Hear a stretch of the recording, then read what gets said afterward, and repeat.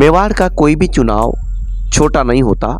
यहाँ से लड़ा जाने वाला चुनाव हमेशा ही सत्ता संगठन के लिए एक अहम हिस्सा होता है। यहीं से सरकारें बनती हैं, बिगड़ती हैं, यहीं से विधायक बनते हैं, यहीं से लोकसभा विधानसभा के चुनाव भी एक अहम रोल देखे जाते हैं। आज हम आपको बार एसोसिएशन के उस चुनाव की चर्चा करेंगे जो राजस्थान के उदयपुर में आज मतदान किया गया। सुबह 10 बजे से 2 बजे तक बार एसोसिएशन के लिए विभिन्न पदों पर मतदान किया गया। दोस्तों बता दें कि आगामी वर्ष विधानसभा चुनाव होना है।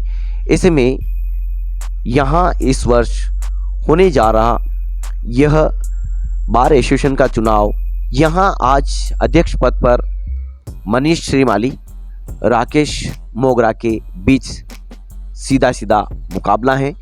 वहीं उपाध्यक्ष पद की बात करें तो यहाँ 3 प्रत्याशियों के बीच में कांटे की टक्कर देखी जा रही है, जिसमें बंसी गवारिया, अशोक सोनी, योगेंद्र के नाम अहम है।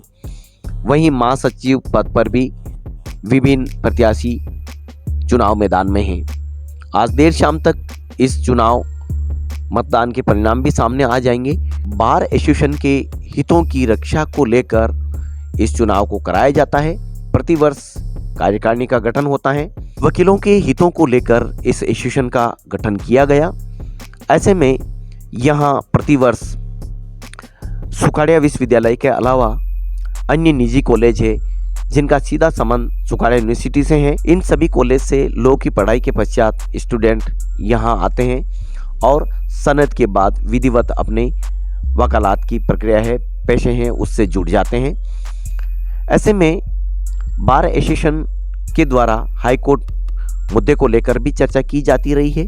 लेकिन इस मतदान के दौरान की तस्वीरों से भी हम आपको रूबरू करवा देते हैं। देखिए, दिन में जब 2 बजने का समय आया तो किस तरह से मतदाता अपने नाम को सूची में देखते हुए, भागते हुए मतदान करते हुए देखे जा सकते हैं। यदि हम प्रचार की बात करें तो जब एक तरफ धूम धड़ाका होता है, ऐसे में यहाँ सादगी पूर्वक मतदान के लिए प्रचार प्रसार करते हुए समर्थकों को देखा जा सकता है।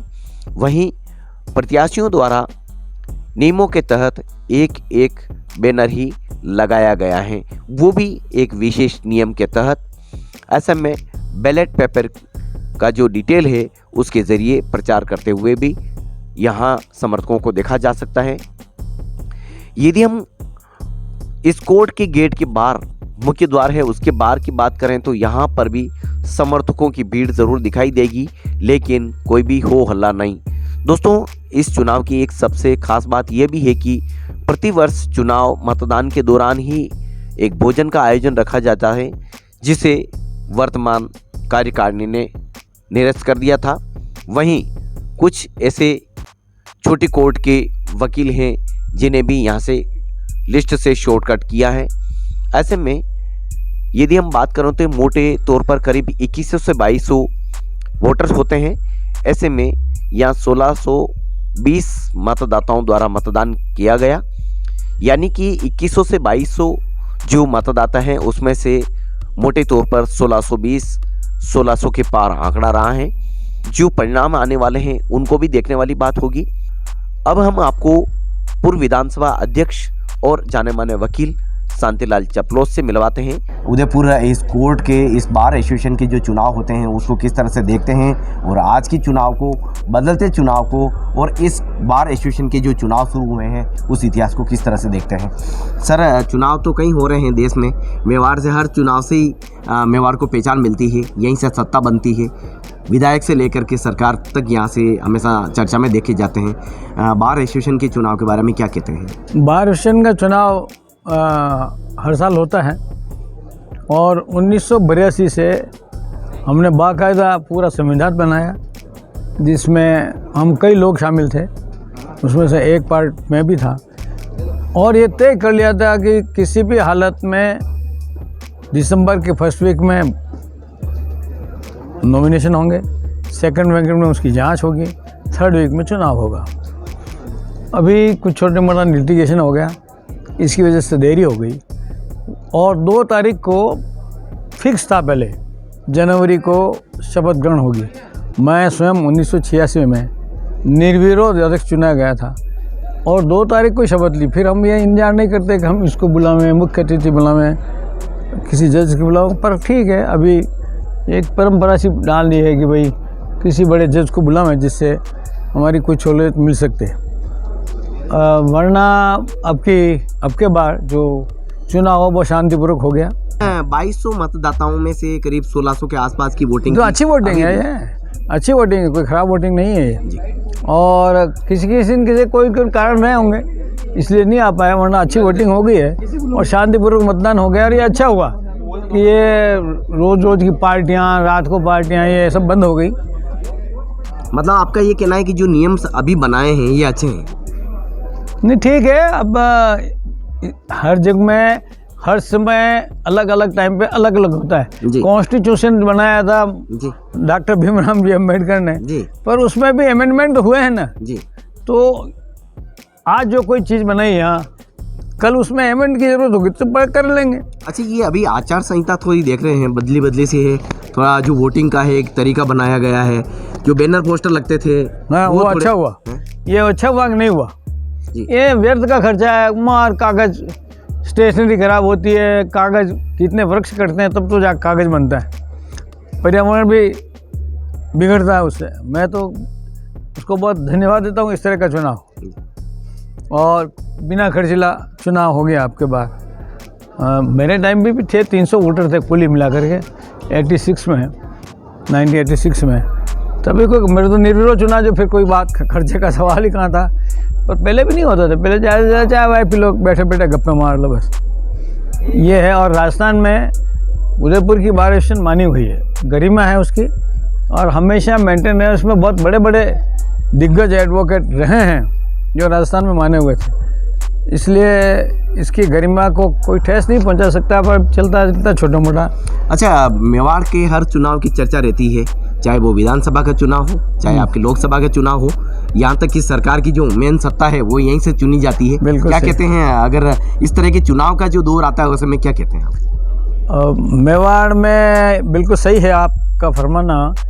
मेवाड़ से हमेशा सत्ता बनती है और अब के बार भी मेवाड़ से ही सत्ता बनेगी। आपके अध्यक्ष कोई भी चुन के आओ, जो कैंडिडेट है वो तो अपनी पूरी मेहनत कर रहे हैं, प्रयास कर रहे हैं। आपके हिसाब से अब इस एसोसिएशन में यहाँ का जो कोर्ट है उसमें क्या कुछ होना चाहिए प्रायोरिटी के तौर पे? अभी तो कह नहीं सकते, और अच्छा चुनाव हो गया है और रिजल्ट अभी था, थोड़ी देर बाद प्राप्त हो ही जाएगा और अच्छे लोग चुन करके आएंगे, ऐसी मेरी उम्मीद है। इसलिए कोई प्रेडिक्शन नहीं करना चाहिए, पर अच्छे लोग चुन के आएंगे, अच्छा काम करेंगे और हाई कोर्ट के लिए भी पूरा संघर्ष वापस चालू करेंगे। मैं तो हाई कोर्ट के लिए आपने अगर बात निकाली दी सर, हाई कोर्ट के लिए कहीं न कहीं राजनीतिक इच्छा शक्ति को आप कमज़ोर मानते हैं? बस सत्य ही है। मैं कई बार गहलोत साहब से मिला, पर उन्होंने कहा शांति जी आप कितने प्रिय हो मेरे, पर मैं हाई कोर्ट इसलिए नहीं कर सकता कि मैं जोधपुर का हूँ। और वसुंधरा जी ने कहा हम करेंगे और वो फाइल दब गई। भैरव सिंह जी ने ज़रूर हाई कोर्ट में सर्किट बेंच बनाने का किया था 90 में, जब मैं लॉ मिनिस्टर था, तब समय से पूर्व आउट हो गई बात। और उस समय हमारी मेजॉरिटी नहीं थी, थिन मेजॉरिटी की सरकार थी और जोधपुर वाले, फिर मैं लॉ मिनिस्टर था तो जोधपुर वालों का हावी होना लाजमी था कि ये क्या किया। एक सज्जन वो दिनकर लाल जी मेहता थे पहले हाई कोर्ट जज, शेखावत साहब ने कहा उनसे बात करा दो मेरी, पर उसमें मोबाइल थे ही नहीं और वो आउट ऑफ स्टेशन थे, वायरलेस से कोई बात होने की स्थिति में नहीं थी। ये बात आउट हो गई। मंगल पांडे ने जो 31 मई को 1857 में क्रांति होनी थी, वो 4 दिन पहले चालू कर दी। तो समय से पूर्व कभी भी और इस तरह से नहीं करना चाहिए। जो अपनी गोपनीय रखनी चाहिए उसकी गोपनीयता बनाए रखनी चाहिए और हर व्यक्ति के सामने गोपनीय बातों का खुलासा नहीं होना चाहिए। उससे पार्टी की स्थिति भी बिगड़ती है और कई चीज़ों में अब भुगतना पड़ गया। 30 साल और ज़्यादा भुगतना पड़ गया। एक माननीय हमारे मित्र थे, हैं यही हैं, अभी हैं, उन्होंने आकर के डिक्लेयर कर दिया। मैं मिनिस्टर से मिला, मेरे से मतलब, और चीफ मिनिस्टर से मिला, उन्होंने हाई कोर्ट के लिए कह दिया है। तो दोस्तों ये थे पूर्व विधानसभा अध्यक्ष शांतिलाल जी चपलोत। यहाँ बार एसोसिएशन में लगातार आपकी सेवाएं रही हैं और जाने माने एडवोकेट हैं और आपके अनुसार जो आज जो चुनाव हो रहा है वो बेहतर है और चुनाव की जो प्रक्रिया है वो बदलाव होते भी रहना चाहिए, ऐसा आपका मानना है। लेकिन अगर हम बात करें तो दिन के 2 बजे तक का जो मतदान का जो प्रतिशत है वो अपने आप में एक अहम है। 1600 से अधिक की वोटिंग बताई जा रही है और शाम तक इस मतदान को लेकर परिणाम भी सामने आने वाले हैं। बहरहाल इस पूरे मामले में देखा जाए तो मतदाताओं यानी कि जो उम्मीदवार हैं उनका भाग्य मत पेटियों में कैद हो चुका है। मतदाताओं ने बढ़ चढ़कर भाग लिया है और आचार संहिता के तहत इस बार इस चुनाव को लड़ा गया है। जैसा कि पहले के कंटेंट में भी हम बता चुके हैं कि कहीं न कहीं राजनीतिक इच्छा शक्ति कमजोर रही है, इसलिए मेवाड़ को हाई कोर्ट बेंच का जो दर्जा है वो नहीं मिल पाया है। लेकिन अब जो है वो वापस नए सिरे से शुरू किया जा सकेगा। हालांकि इच्छा शक्ति कितनी कमजोर है ये चमनो साहब ने बताया। इसी तरह से आपसे बात होती रहेगी, बने रहिए हमारे साथ। धन्यवाद।